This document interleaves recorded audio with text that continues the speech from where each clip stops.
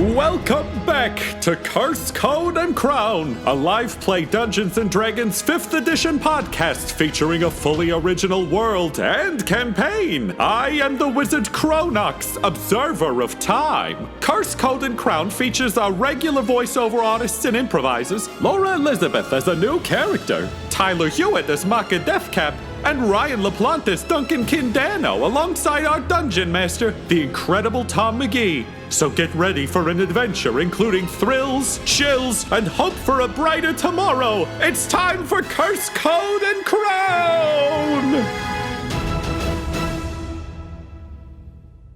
Duncan and Makka, you stand looking at a suit of armor that you've become quite familiar with over your travels. Duncan, of course, it was one you passed almost daily in Orville, but that both of you have come to know as a princess struggling against circumstance and a bad upbringing, and generally speaking, the weight of the quest that had been placed upon her shoulders.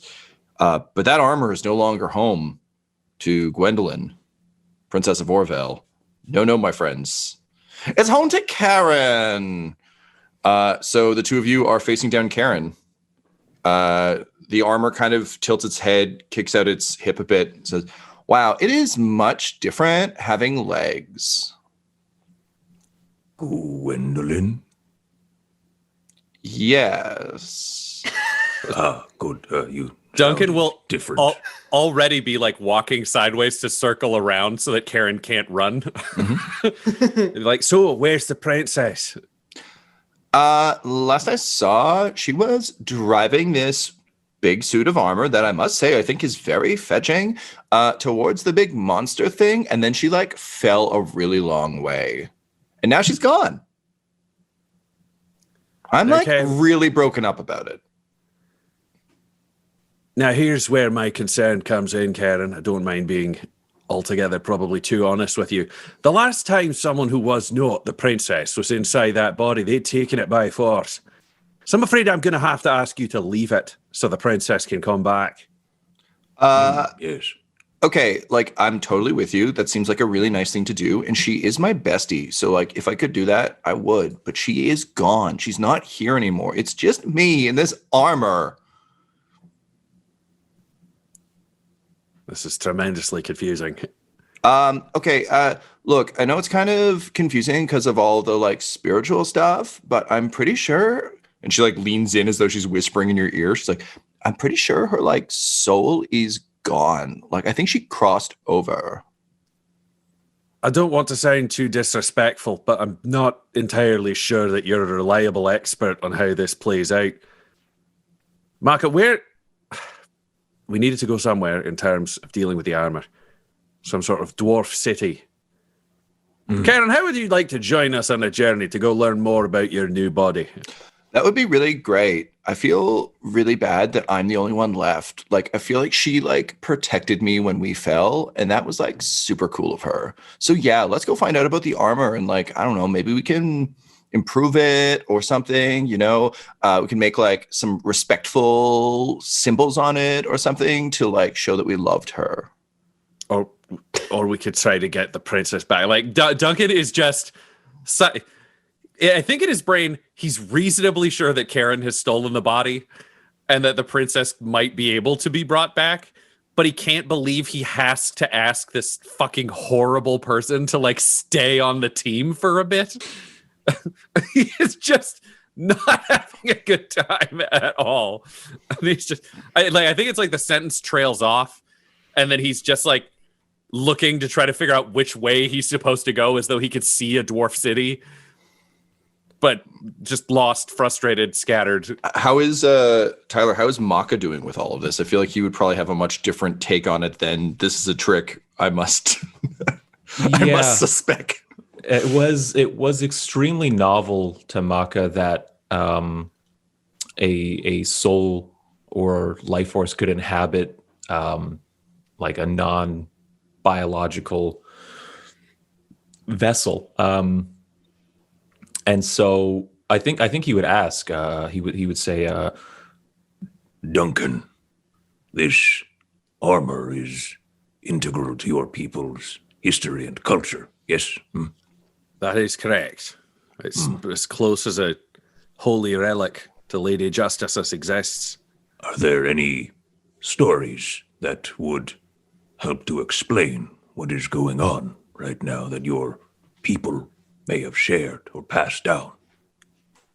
No, I honestly, the princess being in there didn't entirely make sense to me, but now a random fish familiar that we kidnapped from a museum is embodying the greatest hero in the history of humanity. I do not understand this at all. Perhaps this is the next chapter in humanity's story. The fish savior. Makka, can we just talk over here for a second? I just gotta get Makka away from it. Makka, I mean this in the most respectful way possible, but there is no way a self-obsessed socialite familiar is going to be the next step in human religious evolution. This is just a problem that we need to solve. Because I'll take that armor. We just got to put her in something else. And if the dwarves can help us do that, we get the princess back and it all checks out and it's fine. Because I need to have a conversation with the princess. I figured out all of my problems. I just need to talk with the princess. So fish out, princess in, on we go. Duncan, I will help you with this, but I think you need to prepare yourself for the possibility that Gwendolyn does not come back. In my profession as gravekeeper, there are many, many things left unsaid to those who have passed on. It is the way of things. I can't simultaneously try to get the princess back and accept that she's gone. That kind of double think is frankly beyond me. I've got a battle to get her back, and I've got a battle to find people who can bring her back.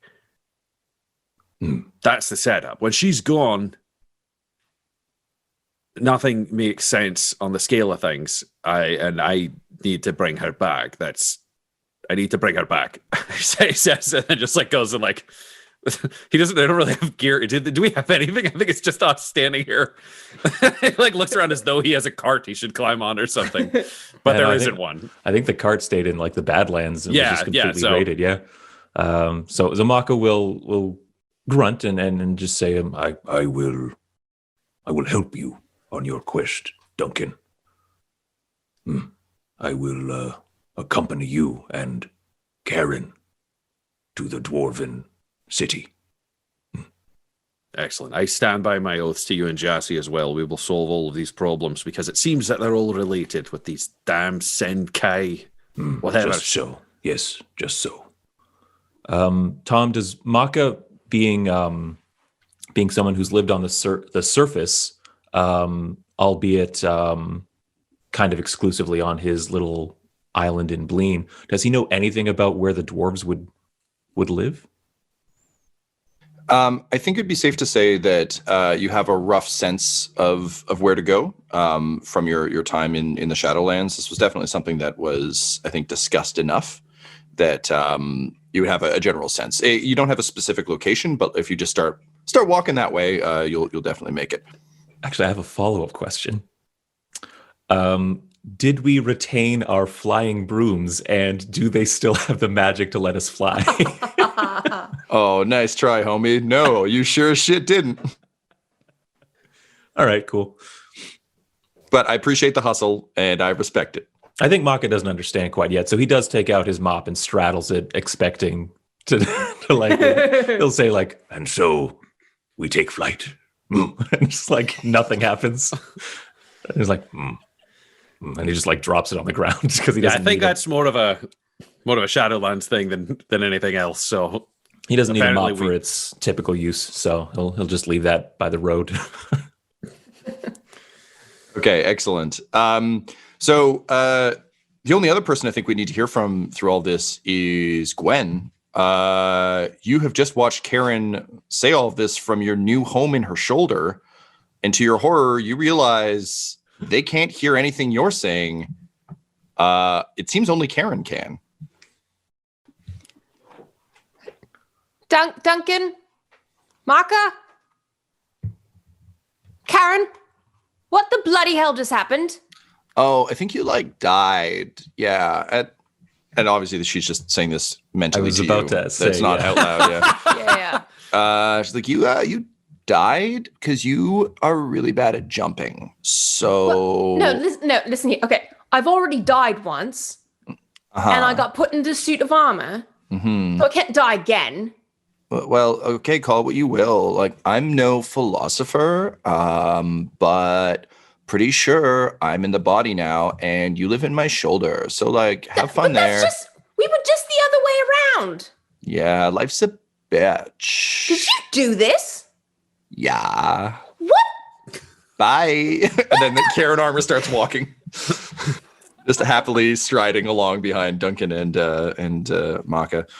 As she walks by, she's like, Mr. Turtle Man, you dropped your mop. I have no further use of it.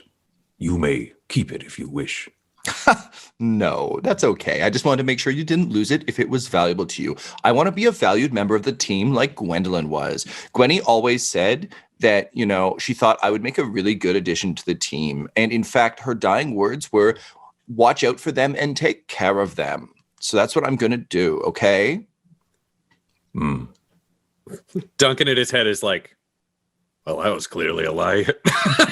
Because he knows Gwendolyn, and those words would never come out of her mouth at a time of crisis. I'm assuming because when things fell apart, Duncan had picked up the fancy sword, which he definitely would not have returned to Karen. Does Duncan still have it, or does Karen have it now, or where do we want the... You could be carrying the Ellos blade if you want, but realistically, it's not of much use to you. It only really interacts. Yeah. I don't think armor. he'd actually use it as a thing. It'd be more like he wouldn't give it to Karen, and it's so significant to Orville and the Dawnbreakers that I don't think he'd leave it. So it becomes totem. Yeah, for now. I mean, the other thing is that much like Gwendolyn, Karen, having been a familiar, obviously isn't trained with any of this stuff. So she's kind of in a similar situation to Gwendolyn when she first woke up in the armor. So it's not like she's like, I'm a mighty warrior, give me my sword. It's kind of like, So she's having the same difficulty walking, and adjusting to legs really does seem to be an interesting adventure for her. And with that, the 3.5 of you set out to find the Dwarven Kingdom. But you're not the only ones who have set out to find the Dwarven Kingdom today, for there is another adventurer who has also been making their way to this very same place on a mission of great import for the Empire of Numbers. Laura, can you please describe yourself as you are making your way down a fairly lonesome path towards the Down Under? Sure. I am an orc. Mm-hmm. So I'm fairly youngish. I'm 21, 22. But 5'10", stocky, kind of muscular, like all orcs, but also a little soft. I probably spend a lot of time inside sitting versus hitting things. I've got the greenish gray skin. My hair is black. It's kind of messy into pulled back and then braided into one of those mohawks, a braided mohawk. Mm-hmm. And I'm wearing this kind of light brown leather armor that's got kind of stitched symbols for the number sets. So the U and the N and the Z, and for the universal set, natural numbers, integers, all that stuff. And I also have on my chest stitched what looks like an abacus.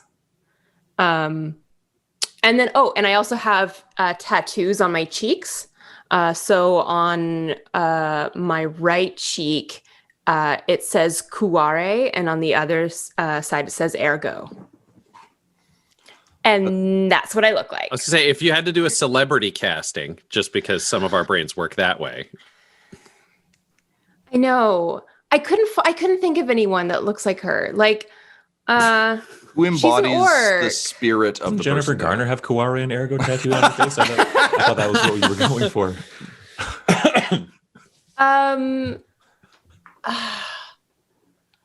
They don't always cast people who look exactly like the character. I They cast somebody who's got the know. vibe. Maybe we don't get to know this character's vibe yet because we haven't seen him Just do anything. because you'll get this more. It's the woman who plays Max from Black Sails. Cool. That's a great reference for two people, and I'm looking at both of them. That's her vibe. Great. So, Tyler, for you and me, she's an orc lady. I don't fucking know. Jennifer Garner. Yeah, Jennifer Garner. Great. Yes. It's not and- exactly what she looks like, but it's her vibe. Great. Laura, what's her name? That's cool. Her full name is Itakue Ego Discre Petere, but you can just call her Ita. Great, I will. Ita is, of course, one of the famed orc countants of the Empire of Numbers. Ita, you've been dispatched from the Empire with an important regulatory checkup, which is a mid-important task, but it is... In some ways, it's exciting for you because this is like the big leagues, but it's also not incredibly high stakes because the Dwarven city is known to be incredibly reliable. But there have been some irregularities of late, and those are worth investigating. So it is that you find yourself walking along this road. What is Ita's relationship to travel and to kind of journeying? Is this like a nice thing for her? Is this an unfortunate, like, necessary evil? It is. It's a bit of a necessary evil. She would kind of rather be kind of hanging out with books and studying and doing math stuff. Gotcha. Very good. And the actress's name is Jessica Parker Kennedy. If anyone out there wants to look her There up. you go. That's her the vibe. actress Laura was talking about. Jennifer Garner. I got it. So cool. Black Sails Orc. You're making your way in the world today. It takes everything you got. The weather's nice. I think as a fairly indoorsy person myself, there's like a joy to that, but also like if I have to be outside, I guess this is fine. But ideally, I'd rather be back in the Empire. You are. What are you wearing on your feet? On my feet, I've got they're just kind of like big leathery boots. Okay. So you're making your way along when you feel suddenly a sharp pain in your foot, and looking down, you realize that there seems to be a rock in your boot, which is very inconvenient. You're almost to your destination, but it is truly unpleasant. So as you try and kind of find a safe spot to sit down and to sort it out, you hear the sounds of an argument on the wind. It would seem that a couple of your fellow travelers are having quite a debate, sounds heatedly, about where exactly the Down Under is. So having dealt with the rock, shaking it out of your boot and kind of massaging your foot for a hot second before you continue on your way, you realize that you might actually be able to help these people because you're also headed there. But how do you think Ida would approach this situation? Would she... Yeah, what would be her way of approaching? She would get a look at the people first just to like make sure. I mean, the thing is, like, there are people who just like straight up will like kill an orc on sight, and she just wants to like make sure. She wants to get the vibe of these people just from a distance and make sure they're not gonna like shoot her. Yeah, I will say the Empire of Numbers is widely respected in Gren. It is, okay. For its acumen, and the orc accountants particularly are kind of known far and wide. That said, the modification I would give you on that is that yes, there are people who will kill an orc on sight, not because orcs in this world are particularly warlike, but because the Empire of Numbers is allied against the Covenant of Crecate and a few other groups. And there's still some lingering resentments. The Empire of Numbers and the Apex Institute have long been very, very close allies, but unfortunately, kind of your combined abilities have meant that there are a number of other societies that would be very happy to see you fall. And I think for you specifically, Ida, being someone who's fairly sheltered, you've heard tales of orcs being waylaid and killed and all that. Because the old legends do not fade. But yes, just as a general sense of like where the Empire fits in this world, that's kind of where they live. But hell, I mean, people hate lawyers here too, so it's fine.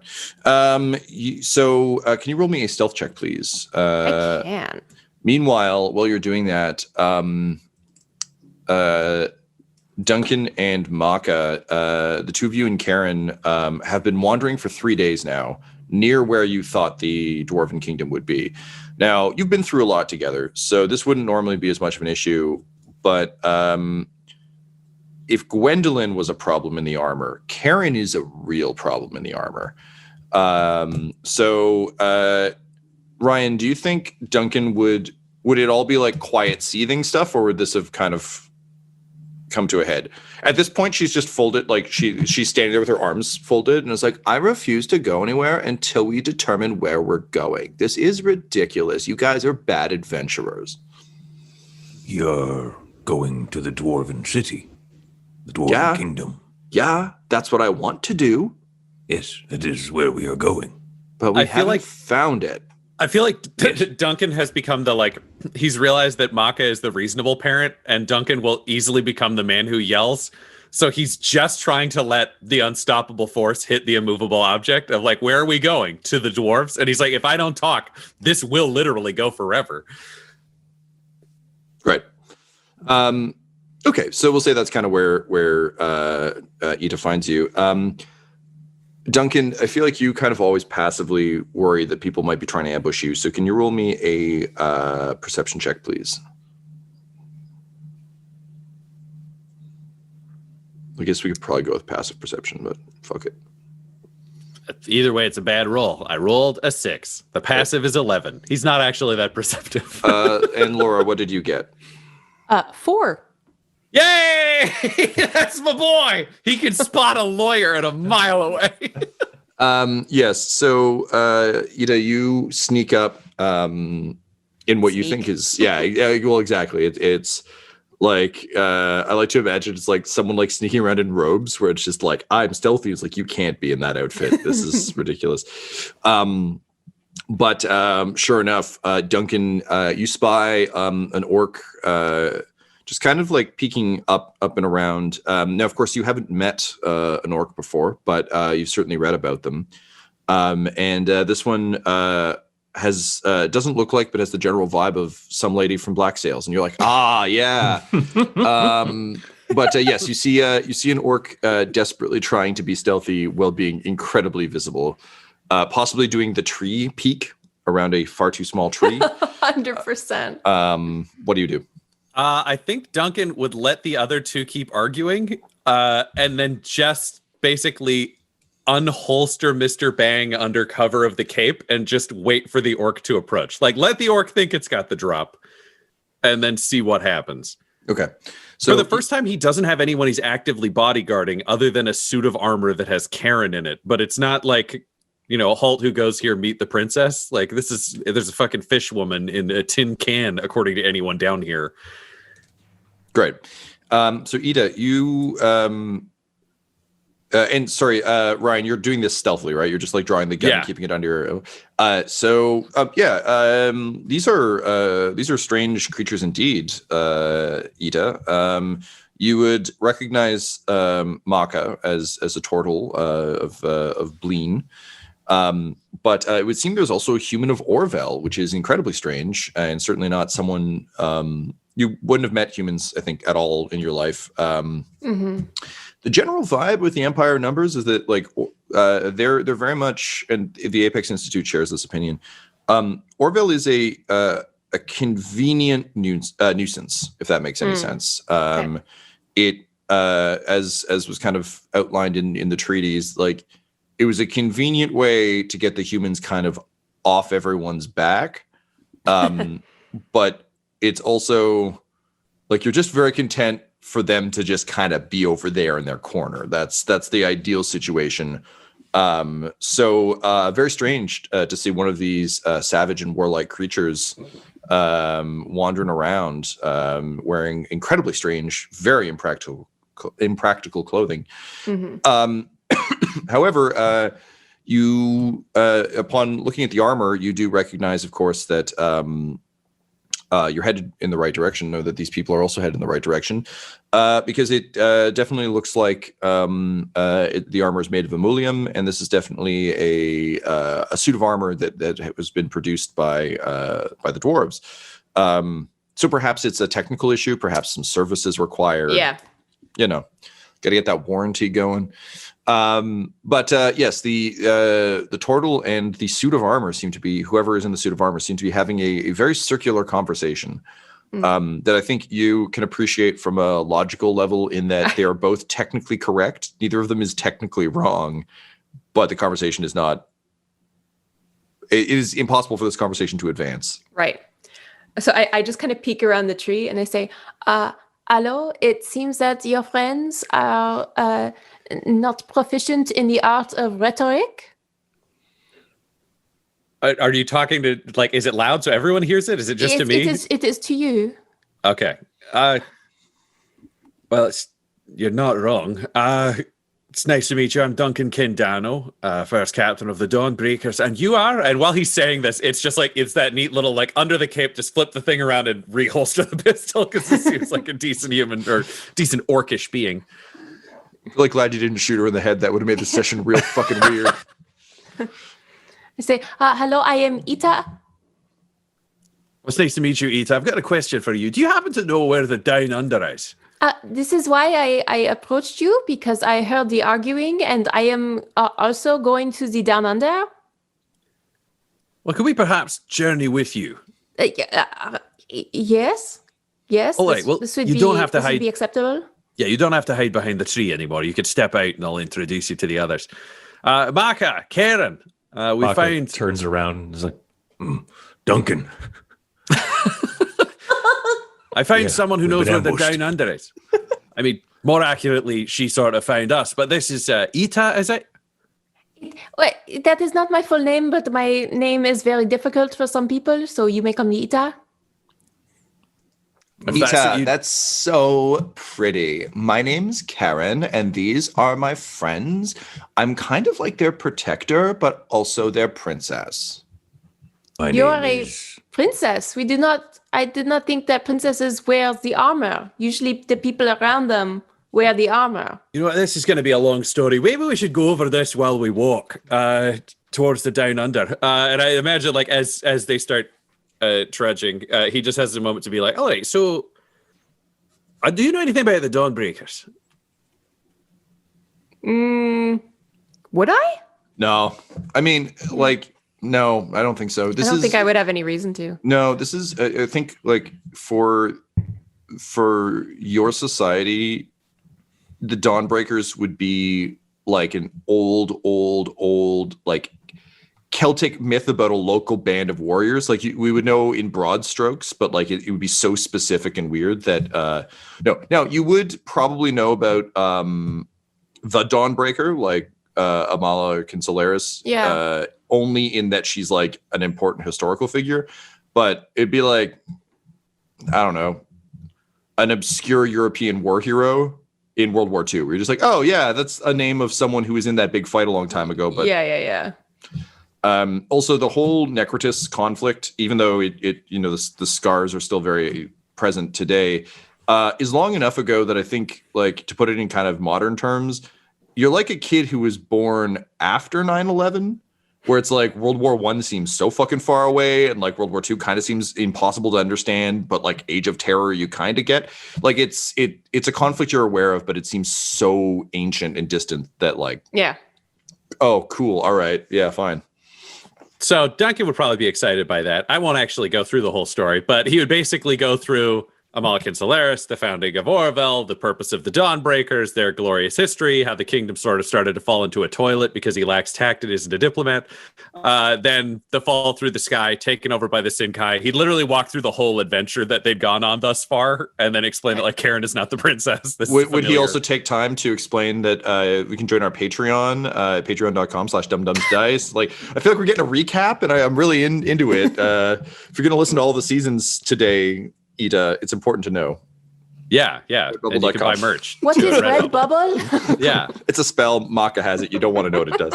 Yeah, it's a popular shop in Orville. You can get access to it through a series of portals. So that's sort of where we're at now. So we're trying to figure out how to get Karen out of the armor, how to get the princess back in the armor, because I believe this is some sort of tricky, familiar witch business that I don't care for. This is an interesting conundrum. Well, the dwarves would know about the armor. That is So perhaps we can ask some dwarves. That's literally exactly what we had planned until we met you. Maka's like walking ahead and like looks over, sort of like, We are on our way to the Dwarven Kingdom now. Ah, yes, this makes sense. And Karen's like, and this time I think we actually are, because like my new bestie Ita seems to like get it. What is a bestie? Oh, it's what you and I are. It means very close friends who share everything. We are not very close friends, and we will share nothing until we know each other better. I'm a little bit hurt, but also trapped in a suit of armor. So like, I get it, but like, we'll get there. Just ask my buddy Danny over here. We're best pals. We may get there, but you cannot say so for certain. This is ridiculous. Maka, what do you think about this? This seems to be a conversation Maka would have opinions on. As senior ranking bestie with Karen. For the record, he's the only ranking bestie with Karen. I am not besties with Karen. Maka like looks to Duncan like, Yes. and it just says, As long as I or Karen are alive, we will be besties, have been besties for longer. Of course, that is true. I do not know why you have to point this out to me. I am learning this for the first time, and just talking about it out loud helps me to understand. Learning is good, and if this helps you to consolidate what you are learning, then I appreciate it. But I will not respond to your illogic.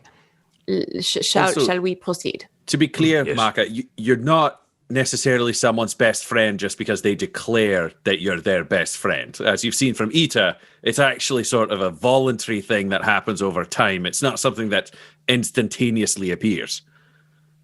and Maka will look to Karen and say, Would you like to be my best friend? I would love that. I got to tell you, it was really lonely in that portrait for so long. And like you and me, we're kind of like the senior people here because we've both been alive a lot longer than these two. So like we could share some history about history. Duncan's going to quietly lean over to Ita and be like, if that fish ends up in that turtle's body, this is going to be a fucking disaster. This is some very strange body switching. I do not quite understand it, but I will accept it for now. So I've sort of told you our story as they just go back to walking again, because I think it might be jarring for Ida, but Duncan is very used to Maka just stopping in the middle of a conversation to like build a castle and then just like walk away from it again. So it'd be like, so I've kind of just like, for lack of a better description, speed described our history, but like, what do you do? What brings you to the Down Under? What's your life defined by? So Ida, you've been dispatched to Fortress Sprangbrekh, which is the specific dwarven facility and mine that these two are clearly headed to. What you would know from actually having trade relations with the Down Under is that like the Down Under is actually kind of a very broad term for a number of underground societies, in the same way that Orville was kind of like everything down there is just kind of down there. All the surface dwellers are like, yeah, there's some shit underground. Don't worry about it. But this particular mine and forge is among the most respected, if not the most respected, in all of dwarven society. It is like the big one. So you've been dispatched because there have been a few financial irregularities from Sprangbrekh, which is normally incredibly like it works like clockwork. But you were informed by one of the lesser Googleplexes who outranks you at back in the Empire that the Dwarven Society comes with a lot of social upheaval in cycles. So their guess is that this is just another election, another situation that they're just sorting out. However, the drop in quality, it hasn't been huge, but it has been noticeable, particularly for a nation of accountants, is somewhat concerning. So you've been dispatched kind of as a goodwill ambassador, but also to kind of just get eyes on the facility, make sure that this is in fact a temporary disruption and not a sign that things are in decline. Okay. Because it is strange, and so you're kind of the Donald Gennaro from Jurassic Park, just being sent to like make sure all the ledgers are working and everything is working the way it should be. Okay. So yes, also just as personal relevance, we've talked about this off air, but this is kind of your first big inspection.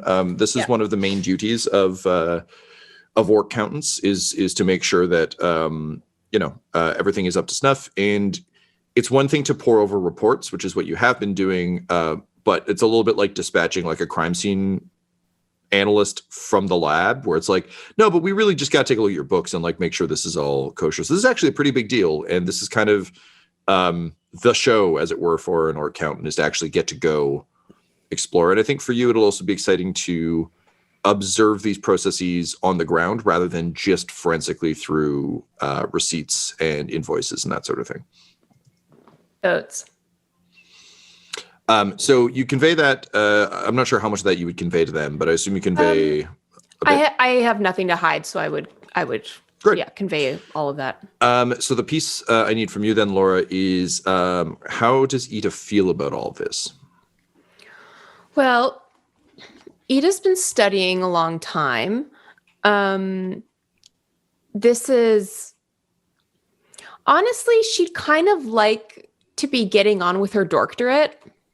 It's like, it's a doctorate, but it's for orcs, which is exactly the same. They just call it a doctorate because they like puns. And this is true of the orc count as well. Yes, they really committed. They really are. So this is kind of one of these things like, okay, important learning experience, important to apply the theory, but she is excited to kind of discover her own thing. So she's she's going to be looking out for, this might be an opportunity to gather some research, as it will. Great. Love it. Yeah. So Ida conveys that to the party as you walk. Duncan, you've been kind of driving this conversation. Would you have any follow-up questions? Well, I mean, the rough idea is interesting. I don't think Duncan actually knows enough about like mathematics to be able to really understand even what to ask about the Empire. Like he would just be like, they like numbers. That's probably enough for him. Like his experience would be at most figuring out how to like budget and plan for a group of troops to go on the move, but that's it. I think his only question would be like, so we talked about like what you've done and what you want to learn and where all that's going, but what would you argue is your guiding purpose in this world? We only live for a short time and we find meaning within it. What do you think yours is? My guiding was to discover how the universe works, how everything fits together. It is beautiful. Everything is perfect, and everything can be described with mathematics. And that is, I want to describe the world. There is so much we do not know yet. But like, how would you describe an emotion with mathematics? Because I understand the idea of like 10 troops eat, this many pounds of food. And if we're going to go 100 miles, I need this many carts. But how would you describe like the interactions between people with mathematics?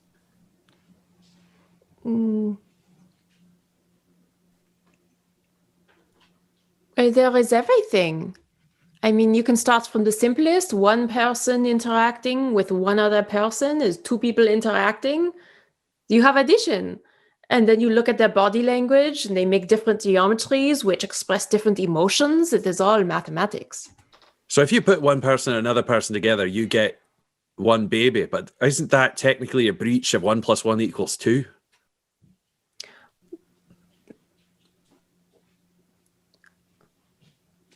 Oh dear. That is interesting. Perhaps that will have to be my source of study. That is an interesting topic. Thank you. I will write that down. I start making notes on the little like pad of paper that I have. That wasn't my intention, but you're welcome, I guess. This is going to be an interesting trip. So there's the day sort of the sun begins to set and night begins to come on. You finally reach the stone markers that Ita, you'd been informed to look for. They look as though they've been they seem to jut up out of the ground, but not as though they've been placed. Almost like they seem to almost organically dissolve into sort of the rocky base. And it's a language that you'd be familiar with, but would be visually unfamiliar to you, Duncan.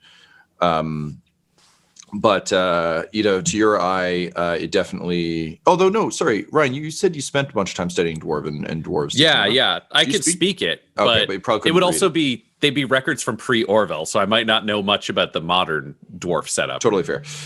Great, but yes, it indicates that you've arrived at Fortress Sprangbrekh. Here's my question to the party: would you let Ida lead, or would you lead to kind of make your way up to the entrance? And to be clear, there's no visible entrance. There's just a cliff face kind of tucked in amongst the woods. Duncan would probably let Ida take the lead because he doesn't know how any of this works. Makka too, because in a roundabout way, this is just how we were going to get here. Let me rephrase. Duncan would prevent Karen from leading. That would be his goal. Thank you, Lord Protector. You're doing a great job. Sorry, I'm trying to work on my princess speak because if I'm gonna lead Orville, it's gonna be super important that I really nail the lingo because I think people respond well to that. Duncan, he does that that little shiver you do where your head goes lower and you hate something so much that it hurts. But in his head, he's just you don't have to argue with her about this. You're gonna get the princess back. It's not gonna happen. Don't yell at her. You need her to follow. When Karen has stopped responding to you for now, so you're just kind of living in a fish, living your worst life. What is your observation of that statement? After a few moments of just being fucking pissed and just kind of outraged at what has happened, I think Gwendolyn starts to wonder if maybe she could just annoy Karen into revealing that she's in there.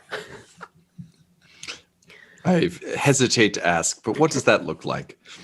I think it's just it's literally she is basically narrating everything that is happening. So it's like a Randy Newman really song. Annoying. Yeah, no, it's literally if someone is Makka is speaking and finishes a sentence and she'll be like, "Oh yes, he said gruffly, shrugging his shoulders and moving on. All right, and where are we going next? Oh, look, there's Duncan over there, and he's look, we've got a new orc friend, okay? And the orc friend, oh look, she's speaking. Wait, listen to her speak. Very, very interesting. All right, it's just all right, now left foot, right foot, left foot. No, left foot, right foot. It's. I like to some extent. He doesn't really need to breathe, so it can just be fucking ongoing. No sore throat. No. You're not entirely sure if Karen can even hear you. You get the sense she might be more capable with spiritual matters than you are, given that she is kind of in that form to begin with. But you're also not sure she like it's you don't know if she can hear you, but also she could hear you. So I also have nothing else to do. exactly, yeah. This is a good trapped on a desert island insanity adventure for Gwen. Okay, amazing. So, Ita, you approach the cliff face, and as you approach, you can definitely see that like. And I think, Duncan, you would recognize this as well. There's clearly been a lot of traffic in and out of this sheer cliff face. The ground is very well worn. And Makka, you can feel kind of a tremendous amount of energy almost in the air around you. It's not like a dangerous thing, just like, you know, you can sometimes feel like when a storm is coming, there's just electricity in the air. It's not like the static of the Shadowlands, but just a huge amount of power nearby. And happily, it feels natural. None of this feels weird and gross to you, like other places we've been almost exclusively. So, Ida, you step up and you quickly check. Do you keep everything in one notebook, or do you have multiple notebooks? I have multiple notebooks because I have one book that is like for my or counting, and I have another that's like my personal projects. Okay, great. So I think this is probably personal projects. Okay. It's wherever you'd put your like itinerary and instructions, which I assume would be personal, not like the actual or counting. Yeah. So you flip it open, and it tells you like sort of the exact pattern to knock. So you do that, and I'm going to need you to please roll me a survival check. Oh my. Okay. 11. Okay, so you are later in the day than you expected, but still on time. I was mostly rolling to see how quickly you were able to travel across land. Okay. So late, but not like, not badly late. So you knock, and on the final wrap, you feel the cliff face shimmer slightly, and you kind of actually have to flick some almost watery stone off your hands as the face begins to sort of shimmer and shift. And slowly but surely, you see kind of a hand come out of the center of the wall and start to like actively stir it. And as it happens, the rock begins to kind of swirl and twist, and gradually a hole begins to open in the center. And beyond it, you can see a dwarf, and she's just like kind of like doing a full wax on, wax off. And really seems to be fully swirling the stone as she concentrates. At which point you hear, "Yo, heads up!" And a beach ball comes flying out and hits Duncan squarely in the face. We are. I would like to use uncanny dodge. It's Karen. Sure. Yeah, you step aside, it bounces off Karen. It is an inflated, clearly like it's, you know, they don't have plastic in this world, but it's like an inflated skin stomach of an animal. Yeah, exactly. But it's been painted in like fun colors. And as the one dwarf continues to kind of swirl an entrance open, another dwarf kind of leaps past her. And he's super ripped. Like he is a fucking like sexy ass dwarf. He's wearing like a tiny little mankini.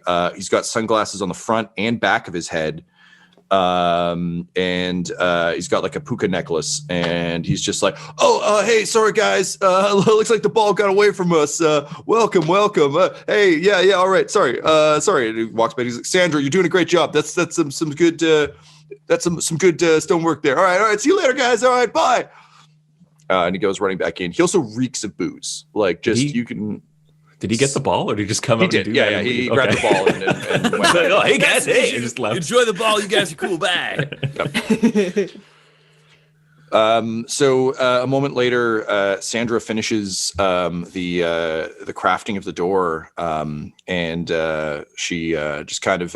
You also notice that she's also wearing big sunglasses, but hers are less like cool. They look more practical than kind of like for funsies. And she says, I'm sorry, is there an Ita here? I was told to expect, well, you're the only orc, so are you our orc accountant? I am indeed. I am Itakue ego Decapitated, and I am here to help you sort out your books. Oh, that's great. Yeah, that's awesome. That's awesome. Yo, you guys want a round of shots? That would seem counterintuitive and counterproductive to the task, which requires much mental acuity. Okay, I'm just saying, like, I totally, like, reshaped this wall, and I'm fucking plastered, but, like, okay, cool, you do you, you do you. All right, come on in, come on in. Yo, yo, yo, the orc accountant's here. And you hear, like, various cheers and a pulse of music. I think Duncan will just keep following Ita. Just wherever she's going, this seems like they got an easy pass through the front door. So don't ask questions. Let it happen. It's his theory. Cool. So you step over the threshold into sort of the entryway to Sprangbrekh. And you can see that the sort of cavern you're in, the tunnel, is perfectly like everything is very soft. There's kind of no hard edges or hard lines. But looking around, you get the sense that it was probably crafted the same way that Sandra just crafted the front door, which she like quickly kind of like basically like massages almost like dough back in before it starts to kind of essentially like harden. So everything looks very much like it's been almost like sculpted by hand. And you can hear, again, just like pulsing music. You can hear the sound of people cheering. Every so often, like another one of these dwarves comes like stumbling by in a bikini, like laughing. You notice once you get into the tunnels themselves, there aren't people start losing the sunglasses. Sandra takes hers off. I just figured out Sprangbrekh. Fuck you, Tom. Ta-ta! I didn't have it yet. No, but I still don't have it. It's spring break. Oh, Jesus Christ. Sprangbrekh. No, Jesus. it's Fortress Sprangbrekh in Fucking Gren. hell. So people come stumbling by, and yeah, there seems to be a great amount of joviality and fun occurring. And you notice immediately, like, they're all super young. Like, they all look like they're in their like late teens, early 20s, and just have conventionally like bearded dwarves, or yeah, some of them have beards. Some of them are clean shaven. It seems to be a personal choice situation. You notice that like a lot of the male identifying dwarves that you can see, like, there's definitely stubble. It seems like their hair grows pretty fast. Similarly, a lot of the female identifying dwarves, like, their hair is really fucking long. It seems that like hair growing fast. I think they all have the Wolverine hairy arm situation, which is just always such a joy for like an artist to just be like, cross. Yeah. Cool character. Just a screen door on my forearm. Exactly. Yeah. But yeah, conventionally, all like incredibly attractive dwarves. And yeah, clearly having fun. So Sandra's like, yeah, so hey, I mean, you guys are here kind of late, so we're just work hard, play hard, right? Yeah. Okay, cool. Sandra, may I ask a question? Yeah. Is today and what everyone is doing representative of an average day in Sprangbrekh? Oh, no. This is just the night. We're just kind of loose a little bit. It was a hard day. You're here a little late. If you'd been here a bit earlier, you would have got us all in our business swimwear. Would have been a little more impressive. Swimwear? Oh, yeah. We got a business. wicked cool pool. You got to go for a dip later. It's going to be awesome. So I see. I see. So with that, your Sandra kind of leads you down these tunnels, and sure enough, soon it opens up into a massive underground city. You can see that not everyone here is like cutting loose. People are like going to and fro as you would, but very much like a massive cavern with kind of different houses and buildings at different elevations. A lot of kind of stonework bridges connecting all these various kind of plateaus. But overall, fairly massive space. In the center of the ceiling, there is sort of a massive purple crystal that's casting a almost like an ultraviolet glow on the room. You can tell just kind of at a look that it's probably good for their low light eyes. Also, the dwarves all have like fairly large eyes. They live underground, so they need that. So just kind of keep that in your understanding of what we're looking at.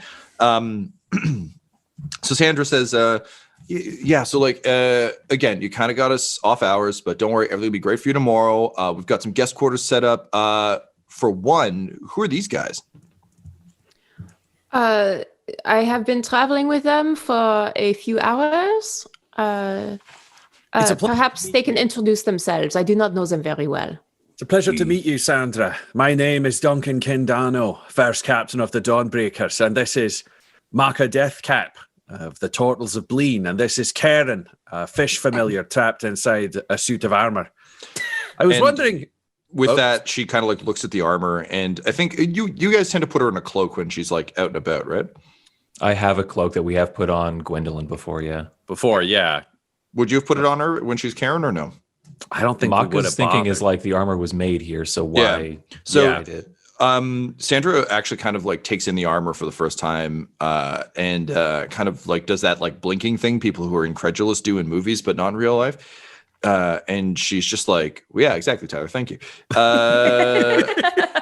Like, wait a minute.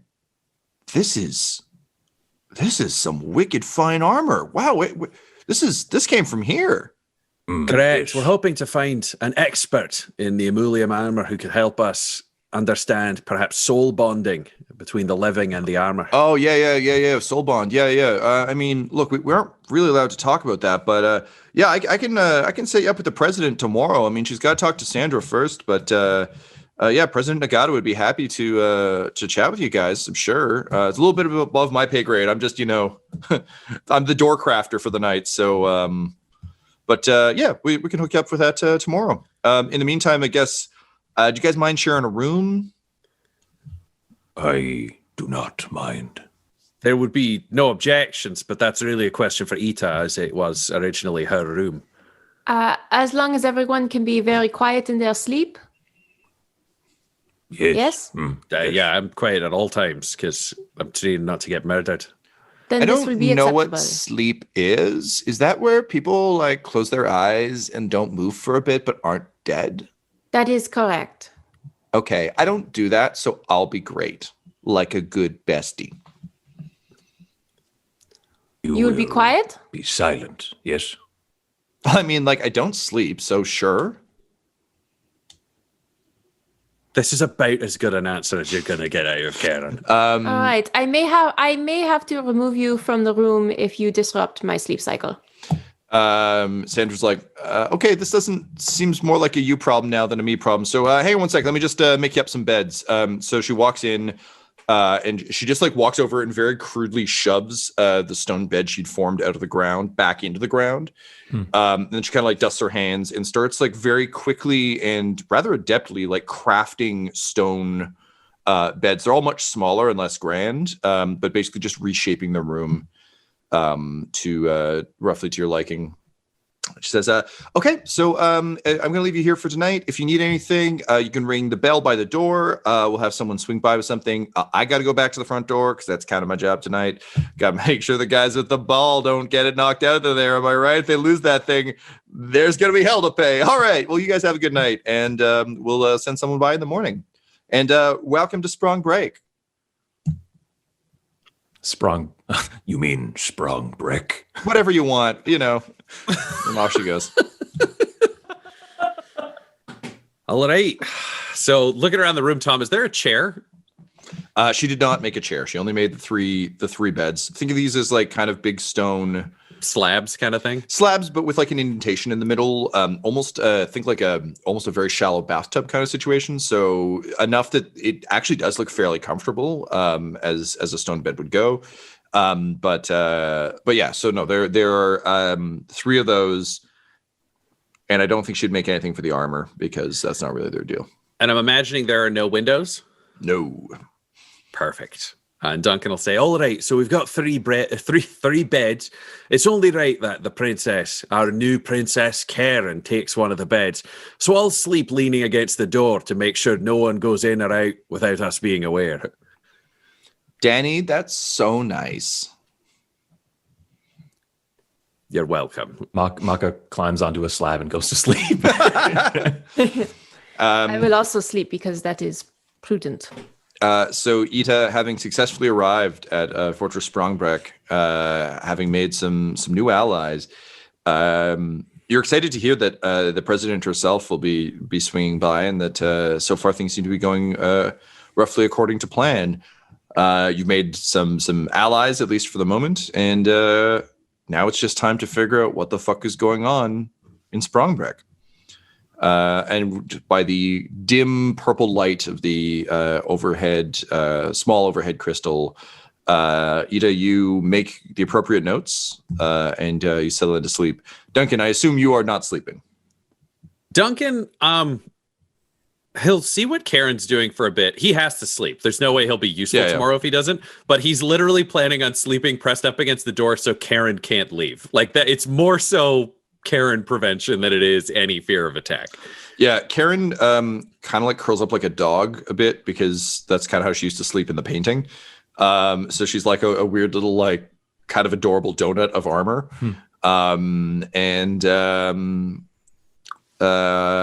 She just kind of like into the silence before kind of quote going to sleep. It's like, this is really nice. I'm really glad we're all together.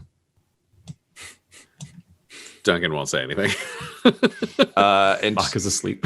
glowering at the usurper in her armor, Duncan, you feel just the slightest twinge that tonight no one will be stuffing dirt into Gwendolyn's face mask.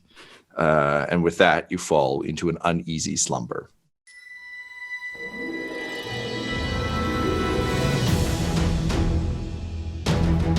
This episode of Curse Code and Crowd Sound was mixed and edited by Laura Hamstra, and the campaign was created by Tom McGee. Our original theme music was composed by Landon Knoblock, and Curse Code and Crown's logo was created by the brilliant Decapitated Markers. If you want to follow our players or our DM on Twitter, you can reach out to Laura at EL Hamstring, Ryan at the Ryan LaPlante, Tyler at Tyler_Hewitt, Tom McGee at McGeeTD, or you can message our whole company at Dum Dice. So please join us again for more Curse, Code, and Crown!